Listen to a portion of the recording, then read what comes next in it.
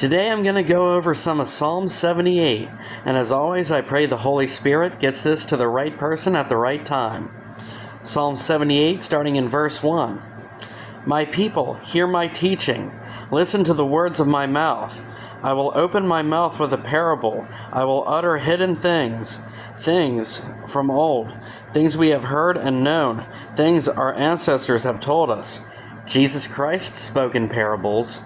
Some people didn't understand what he was saying at the time. Some people did. And that goes true for even today. You could read something in the Bible, not fully understand it at the time, and then later on read that same passage, and then that's when it starts blowing your mind. Verse 4. We will not hide them from our descendants. We will tell the next generation the praiseworthy deeds of the Lord, his power, and the wonders he has done.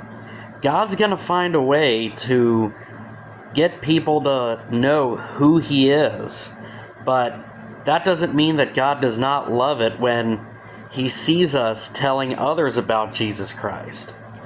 Verse 5. He decreed statutes for Jacob and established the law in Israel, which he commanded our ancestors to teach their children, so the next generation would know them, even the children yet to be born, and they in turn would tell their children. Then they would put their trust in God and would not forget his deeds, but would keep his commands.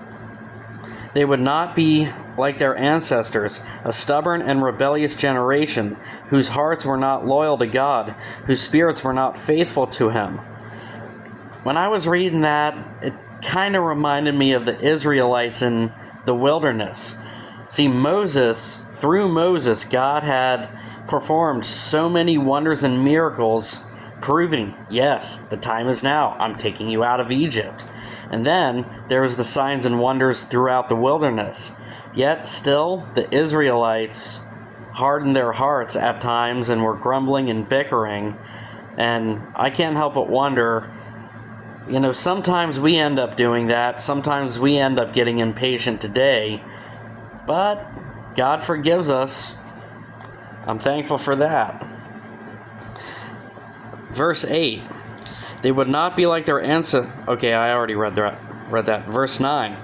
The men of Ephraim, though armed with bows, they turned back on the day of battle.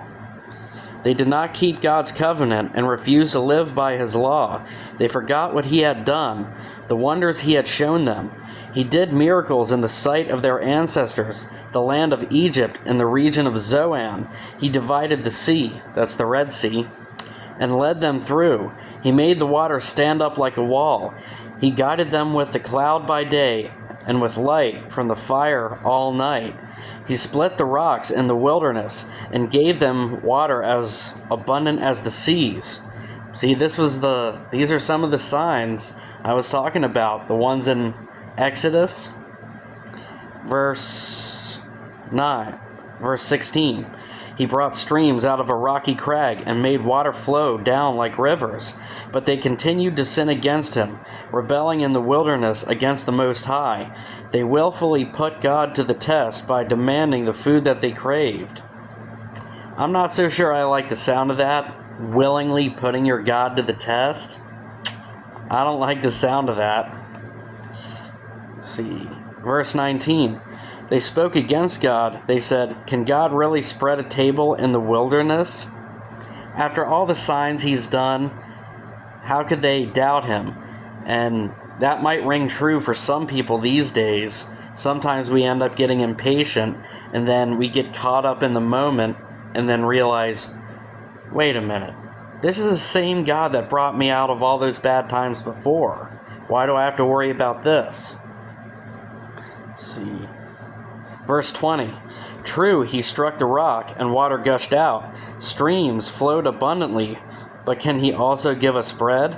Can he supply meat for his people?